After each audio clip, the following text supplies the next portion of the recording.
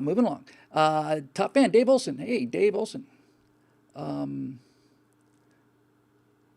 There is an Eric Blake question with 3 thumbs up that is on topic, and it looks like we'll get to that one. So, Dave Olson, when the House brought formal impeachment charges against President Clinton, all 100 senators went into the cloakroom and voted unanimously that he would not be removed from office. I did not know that.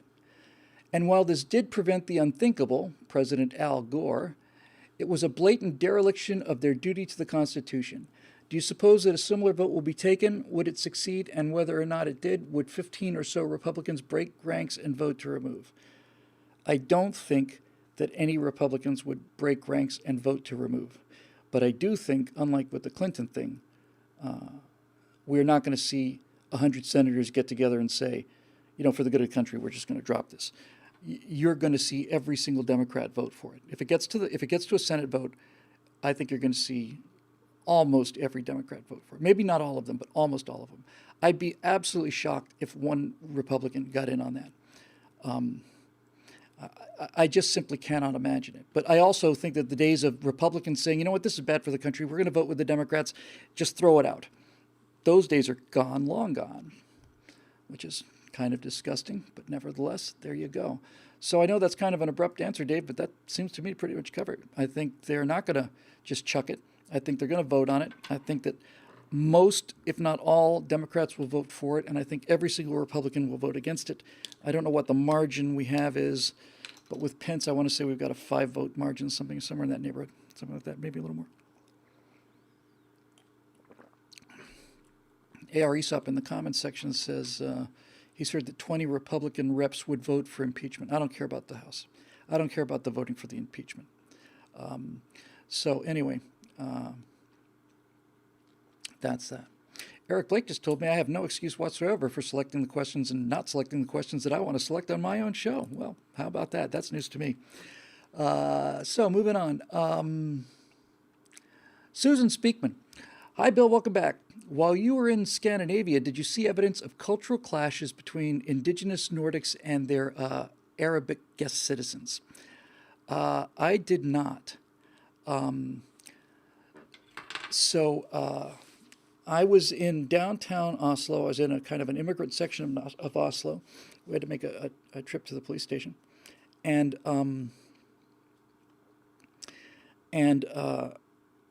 this was the most heavily immigrant section of Oslo, which probably meant the most heavily immigrant section of Norway. As a matter of fact, we walked past the Islamic Cultural Center on the way to the police department, and standing outside was a group of maybe early college kids, freshman college kids, waiting to go in and get some culture. But while there were a number of immigrants, most of the people in the police department, lots of them were immigrants. But that may be because they're dealing with immigrants mostly. But no, I did not. I was really surprised and pleased to not see what I know exists in Stockholm and is probably worse in Manchester and other parts of Great Britain. I was not in like this exclusive neighborhood. I was right next to the Islamic Cultural Center in downtown Oslo, in immigrant quarter, according to my host, and I did not get the sense anywhere that they were being overwhelmed. I should point out that Sweden felt different, but I should also point out, and I think this needs to continue to be pointed out, that the only person I had any interaction with in Sweden was an immigrant, African immigrant, who was behind the counter at a hamburger thing, and I asked him for a Coke, and he could not have been nicer. And I don't mean just nicer. He was a really lovely guy, very, very friendly, very sweet,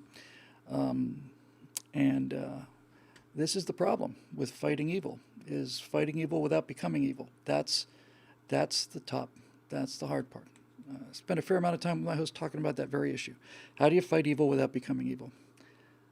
You just have to have the discipline and the humility to understand that you're not immune to falling into this trap. And so when we say that Muslims are overriding Sweden and destroying Sweden, we're talking about people who are determined to bring Islam into Sweden.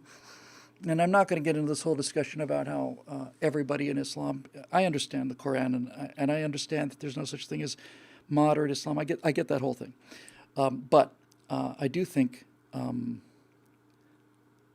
that we constantly need to be aware that we believe in individuals, and since we believe in individuals, we can't make a blanket condemnation of any of these people. We have to understand that there are people from all over the world that belong here, people from all over the world that belong in Norway, I guess. But conversely, just because we do understand that there are innocent people who are going to be tarred with this brush doesn't mean we don't get to talk about things that have to be talked about. It doesn't mean that because there are innocent Muslim people have nothing to do with the idea of wanting to take over that society. Doesn't mean that there aren't people like that, and it doesn't mean we can't talk about him for fear of hurting this guy's feelings. See, it's pretty simple, really. Not so hard. Not so hard. So anyway, moving on down the forest, going down the forest. What do we got? We got 1, 2, 2. It's got a couple twos. Got a 1, 2, 2, 2, 2, 2, 2. Okay, let's go back up. Now we're taking threes, looking at threes, looking for three. Anybody got a 3?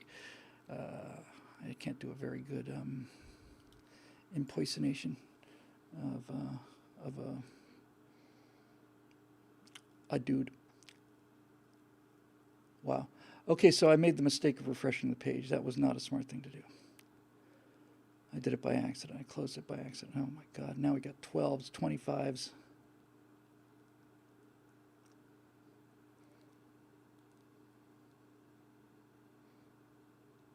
Hang on a second.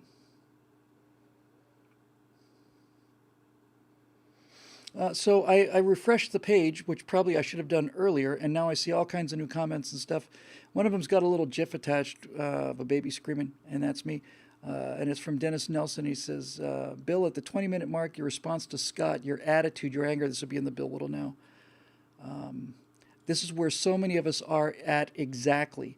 The truth of what is going on is frustrating and obvious, and the fact that we even have to have a conversation to prove what is so blatantly out there is insane. Don't ever back down or soften up. You are spot on right in every regard. Your tone is 100% right. Thank you. That was very kind of you. The message comes from my mother. And thanks, Mom.